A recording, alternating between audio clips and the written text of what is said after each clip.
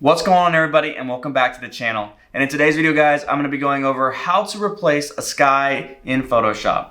Now, even though we live in the sunshine state here in Florida, it can quickly go from being beautiful and sunny outside to very dark and moody very quickly. Now, when I first started doing photography, this was very discouraging because it made me think that the days were shot and I have to come back and photograph on another day when it was sunny outside. But I quickly learned through a little bit of editing and a couple of tricks that you can make any photo from looking like this to looking like this with just a few simple tools and tricks in Photoshop. Okay, so in this tutorial, I'm gonna show you two different skies edited on different photos, the one photo from the thumbnail and one on just another drone photo that we took.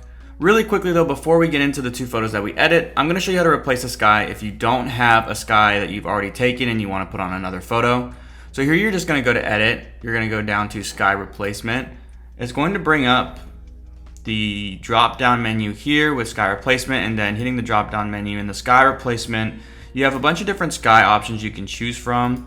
You can change the brightness of these skies, you can change the temperature, you can fade the edges. This is a great tool that you can use if you don't have any skies available to be able to edit any of your photos, but in this case we do. So we're gonna hit cancel there. So in order to take the sky and put it on another photo, we're gonna go to the select tool. We're gonna go down to sky. That's going to process, and then we're gonna go to our marquee tool. We're going to right click on this photo, and then we're going to do layer via copy. This is going to bring another layer down over here, and it's just gonna make a copy of the sky. From here, we're going to grab and we're going to pull over to the other photo that we have that we want to put the sky on. We're going to drop it down there, and then we're going to line it up the best we can with the already sky that we have. Once we have that ready to go, we're going to hit Command A once we have our move tool selected. Once we hit Command A, it's going to bring up this option here where we can center our sky. From here, we're going to go to the erase tool. We are then going to make sure our opacity is 100%. We're going to click once right here. And then we are going to also move our tool all the way to the other side. We're going to hold shift, and then we're going to click one more time. This is going to get rid of everything that was remaining from the other sky that we had and not erase anything from the bottom layer. In order to do that, we need to make sure that the layer 1 is selected and not the background. If you have the background selected, it'll erase the background as well. So make sure that you have only layer 1 selected when you go to erase. Now, that's a really simple way, and you can adjust it and move it any way that you want. And so let's move on to the next photo. Same thing here, we're gonna go to the select tool.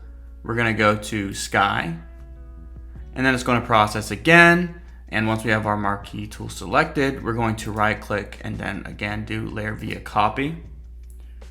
We are going to drag that over to our second photo here, and we're going to drop it down on there. Now, originally, this is the photo that we had in the thumbnail. We actually took this photo during 3 hours before Tropical Storm Nicole hit Florida. We had a client that really needed to get her photos up, and we did what we had to do. We went out and photographed right before we got hit by the storm, and then we had to edit, and then this was the final product of that. So coming back here, we're going to use the move tool, and we're gonna line it up the best that we can.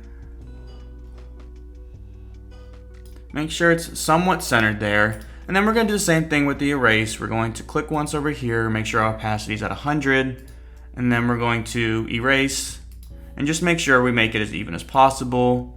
There's other ways to make it even as well, and if you want more tutorials, I can always show you on how to even things out and make it look a little bit more even if you'd like. Now that already looks kind of good. It was really hazy, so we didn't get as much detail as we wanted in the background, and there's a couple of different things you can do with this sky as well. For instance, if you think that it doesn't blend well enough, I personally like the blue, but if you think it's too bright blue and you want it to be a little bit more faded so it blends in with the haze or the fog here, you can go to your opacity. I would drop it down to maybe around 15%. I would then increase the size of the brush, and I would click once off screen here, again making sure that you have your layer 1 selected. Come across the other side while holding down the shift key, press once. This is going to just reduce it just a little bit and reduce the opacity so it looks a little bit more faded and it almost blends in with the hazy, foggy setting that was right there. And if you want to keep going, the more that you click here, the more it will reduce the opacity and change it back to its original sky. But of course we don't want to do that. And if you make any mistakes, you can always hit Command Z, and that is a great way to fix the errors that you might have just made. That was one of the best tools I learned when I first started editing, because it helps you to be able to correct a mistake quickly. And again, so this is where we started.